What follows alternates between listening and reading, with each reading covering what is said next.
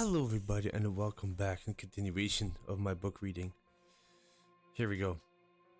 This is it, Tom said, no more than 10 minutes later, and the moon emerges from the rack of cloud and smoke that had obscured it for the last hour or so.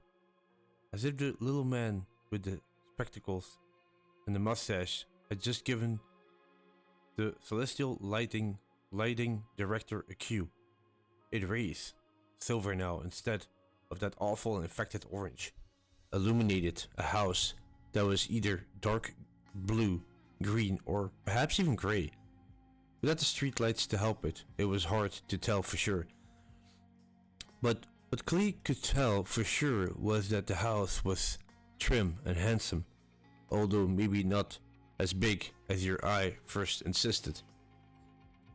The moonlight aided in that deception, but it was mostly because, by the way the steps rose from the Tom McCourt well-kept lawn to the only pillared porch on the street. There was a fieldstone chimney on the left. Far above the porch, the dormer looked down on the street.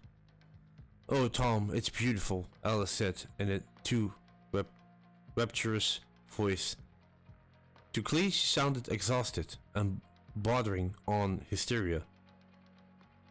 He himself didn't think it beautiful, but it certainly looked like the house, like the home of a man who owned a cell phone and all the other 21st century bells and whistles. So did the rest of the houses on his part of Salem Street, and Clay doubted if many of the residents had had Tom's fantastic good luck. He looked around nervously. All the houses were dark, the power was out now, and they might have been deserted, except he seemed to feel eyes surveying them. The eyes of the crazies? Phone crazies? He thought of Power Suit Woman and Pixie Light, of the lunatic in the grey pants and the shredded tie, the man in the business suit who had bitten the ear right off the side of a dog's head.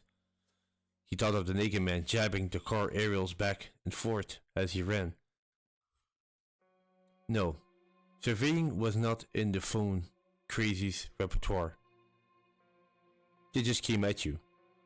But if there were normal people holed up in those houses, some of them anyway, were the phone crazies. Clay didn't know. I don't know if it exactly call it beautiful, Tom said, but it's still standing, and that's good enough for me. I pretty well made up my mind that we get here and find nothing but a smoking hole in the ground. He reached in his pocket and brought out a slim ring of keys. Come on in. Be it ever so humble and all that. They started up the walk and had gone no more than half a dozen steps when Alice cried, "Wait!" Clay wheeled around, feeling both alarms and exhaustion. He thought he was beginning to understand combat fatigue a little. Even his adrenaline felt tired. But no one was there. No phone crazies, no bald man with blood flowing down the side of his face from a shredded ear. Not even a little old lady with the talking apocalypse blues. Just Alice, down on one knee at the place where Tom's walk left the sidewalk. "What is it, honey?" Tom asked. She stood up, and Clay saw she was holding a very small sneaker. It's a baby Nike," she said. "Do you?" Tom shook his head. "I live alone, except for Rafe, that is. He thinks he's the king, but he's only the cat." "Then who left it?" She looked from Tom to Clay with wondering, tired eyes. Clay shook his head. No telling, Alice might as well toss it. But Clay knew she would not. It was déjà vu. It's disorienting worst. She still held it in her hand, curled against her waist, as she went to stand behind Tom, who was on the steps, parking slowly through his keys in the scant light.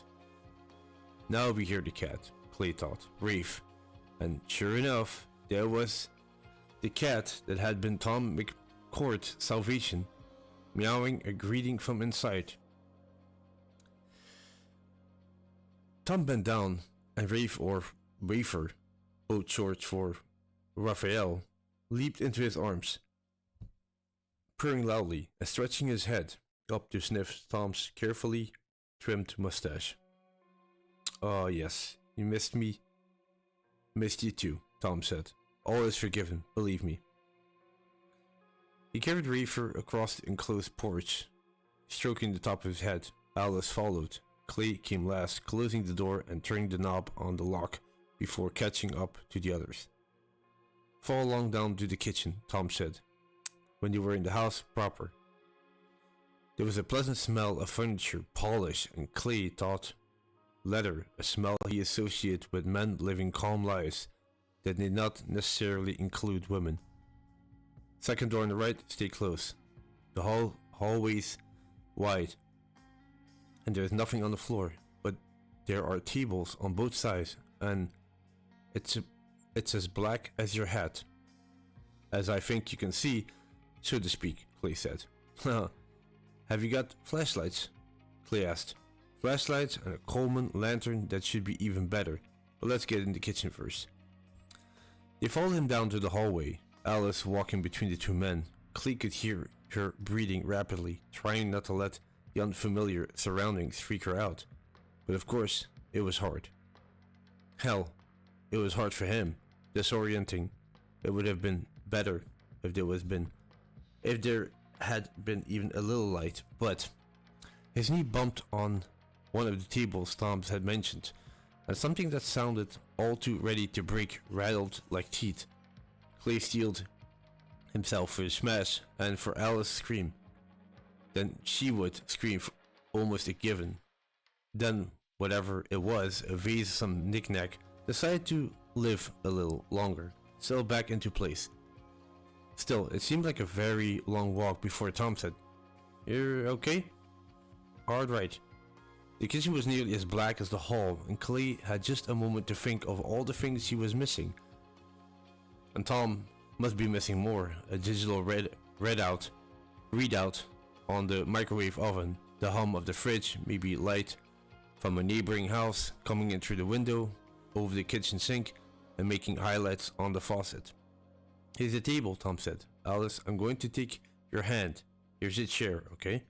I'm sorry if I sound like we're playing blind man's bluff." "It's all right," she began, then gave a little scream that made Clay jump. His hand was on the half. Wait, let me repeat that. His hand was on the half of his knife. Now he thought of it as his. Before he even realized, he reached for it. "What?" Tom asked sharply. "What?" "Nothing," she said. "Just nothing. The cat. His tail on my leg. Oh, I'm sorry." "It's alright, stupid," she added with a self-contempt that made Clay wince in the dark. "No," he said. "Let up on yourself, Alice. It's been a tough day at the office." "Tough day at the office?" Alice repeated, and laughed in a way Clay didn't care for. It reminded him of her voice when she called Tom's house beautiful. He thought, that's going to get away for her, and then what do I do?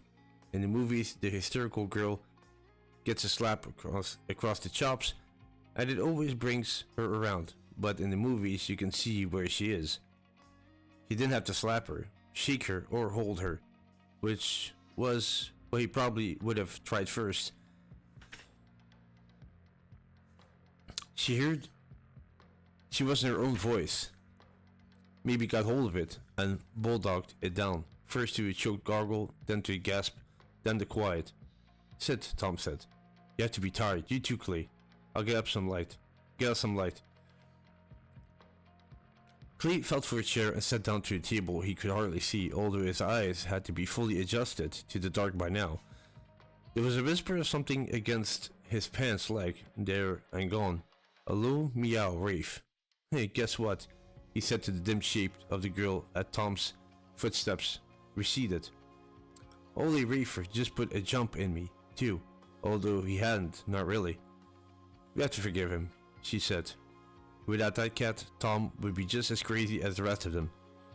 And that would be a shame. It would." I'm still scared, she said. Do you think it will get better tomorrow in the daylight? The being scared part? I don't know. You must be worried sick about your wife and a little boy. Clay sighed and rubbed his face. The hard part is trying to come to grips of the helplessness. We're separated, you see, and he stopped and shook his head. He wouldn't have gone on if she hadn't reached out and taken his hand. Her fingers were firm and cool. We separated in the spring. We still live in the same little town. What my own mother would have called a grass marriage. My wife teaches at the elementary school. He leaned forward, trying to see her face in the dark. You want to know the hell of it? If this had happened a year ago, Johnny would have been with her. But this September, he made the jump to middle school, which is almost 5 miles away. I keep trying to figure out if he would have been home when things went nuts. He and his friends ride a bus. I think he would have been home. And I think he would have gone right to her. Or pulled his cell phone out of his backpack and called her. The panic rat suggested, merrily. Then hit. Clay felt himself tightening his fingers down on Alice's and made himself stop. But he couldn't stop the sweat from springing out on his face and arms. But you don't know, she said. No. My daddy runs a framing and print shop in Newton, she said. I'm sure he's alright. He's very self-reliant, but he'll be worried about me. Me and my Clay knew. I keep wondering what he did about supper. She said, I know that's crazy, but she can't cook a lick. Clay thought about asking if her father had a cell phone, and something told him not to. Instead, he asked, are you doing alright for now? Yes, she said, and shrugged. What's happened to him has happened. I can't change it. He thought, I wish you hadn't said that. My kid had a cell phone. Didn't I tell you that? To his own ears, his voice sounded as harsh as a crow's call. You did, actually, before we crossed the bridge. Sure, that's right. He was gnawing at his lower lip and made himself stop. But he didn't always keep it charged. Probably I told you that too. Yes. I just have no way of knowing. The panic rat was out of his cage now, running and biting. Now both of her hands closed over both of his. He didn't want to give in to her comfort. It felt hard to let go of his grip on himself and give in to her comfort, but he did it, thinking she might need to give more than he needed to take. They were holding on that way, hands linked next to the pewter salt and pepper shakers on Tom McCourt's little kitchen table. When Tom came back from the cellar with 4 flashlights and a Coleman lantern that was still in its box. And with this, I'm going to stop here for this recording. Thank you very much for listening. Hope you enjoyed it, and I'll catch you in the next one. Bye bye.